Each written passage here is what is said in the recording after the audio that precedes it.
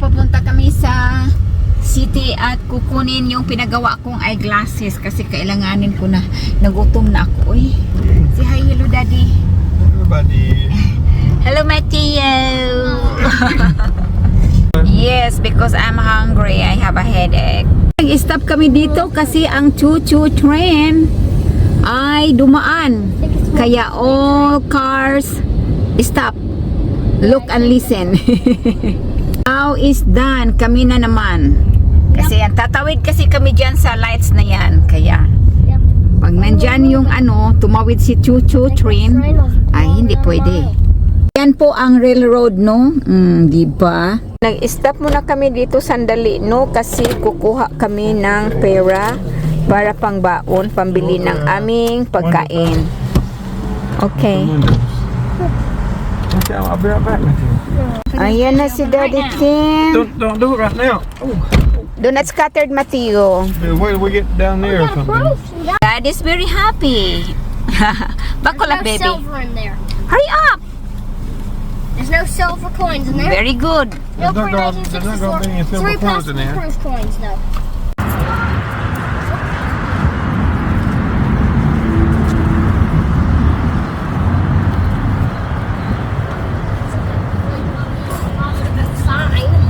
Okay.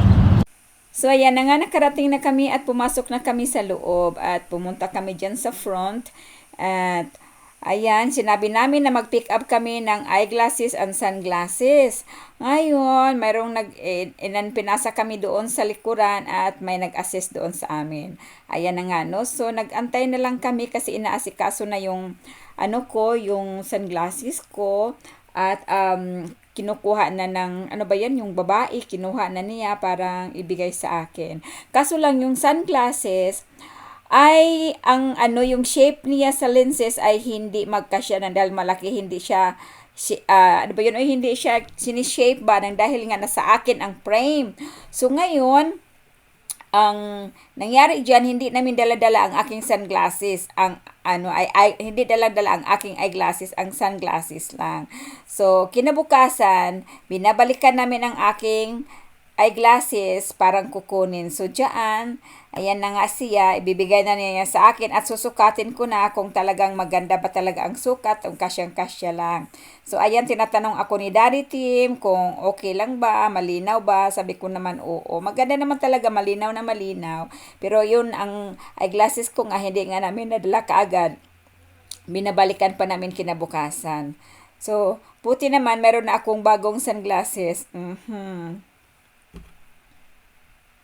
Thank you for my sunglasses, dear. Welcome. It look good.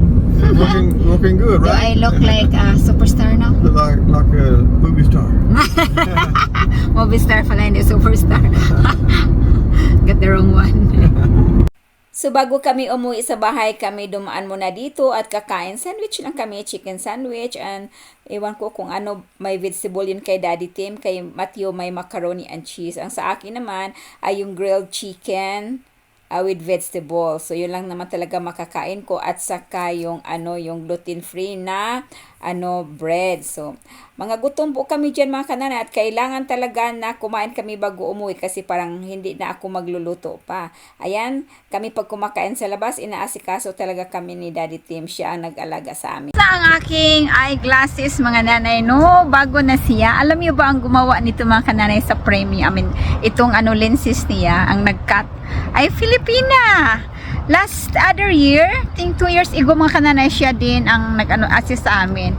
Pero ngayon taga-cut na pala siya ng lenses. Yung shape ba sa dito mga nanay, no? So of course mga kananay, ang Nanay Jenny ay nag-operate na naman sa aking kusina. At lagyan natin ng maraming bawang para mukurog ang tuhod sa aswang. Totoo ba yan mga kananay? Wala ba kayo ng ganyan? Ako hindi, uy. Wala namang aswang mga kananay, uy. Wala naman tayo nakitang tao na nagtangag og tao. Yan ang sabi ng tatay ko. Nilalagyan ko siya ng, magluto ako ng ganito mga kananay, yung gulay. Nilalagyan ko ng, ilagay ko na nga ito. Ako lang kakain ito mga nanay kasi hindi sila kakain ito. Dahil ilalagyan ko ng bulad-bulinaw. Probinsya ba? Lutong akin talaga mga nanay. Lutong akin. Uy. So ngayon mga kananay, ilagay na natin ito.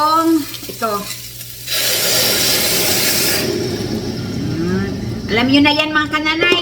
Tapos lagyan natin ng kamunggay. Ano mo gwapa ta? Joke lang mga nanay. Joke lang. Maaga ako nagluto kasi ano pa bang anuhan ko, wala akong ginagawa mga kananay. You know, so hindi pala ako naglaundry. Kaya maaga ako nagluto. So lagyan natin ng takip parang madaling kumulo. So ngayon, lagyan natin ng paminta. Parang mas lalo siyang sumarap mga kananay ba? Medyo maanghang-anghang siya ng kunti. From the paminta. Ay! Goy mga nanay, gamit na po ni kayo higop na butang sabaw anaran. Okay, so ito mga kananay, ito yung malunggay ko harvest last year. Naka-frozen lang nga siya. Ilagay natin siya dito. Ito ang ulam, gulay na pang probinsya. Yung totoo talagang, totoong tayo, hindi pagkunwari, no? Hindi pagkunwari mga kananay, yung totoo. Sa mga katulad kong mahirap lang, yung taga-probinsya, alam na alam natin ito. Hindi ko alam sa mga mayayaman dyan kung alam ba nila yan mga nanay. Tayo lang nakakaalam nito, takpan na natin. So ngayon, timplahan na po natin no, ng asin. Isang kilong asin. Joke lang mga nanay, joke lang.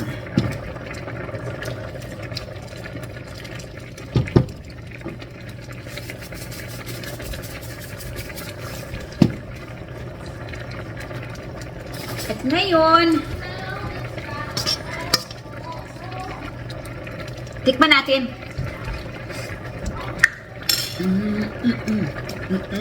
Mga mami, sarap man. Uy, ako lang kakain ito mga nanay. Masarap siya.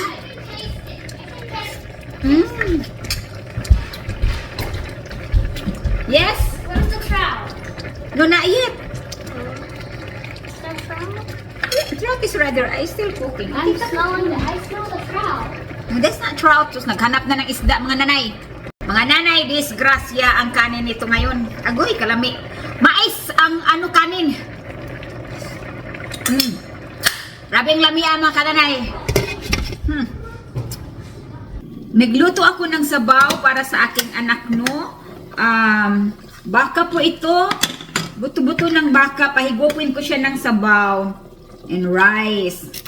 Yan para bongacious and delicious and nutritious. Initious. Ayan. Andiyan na oh.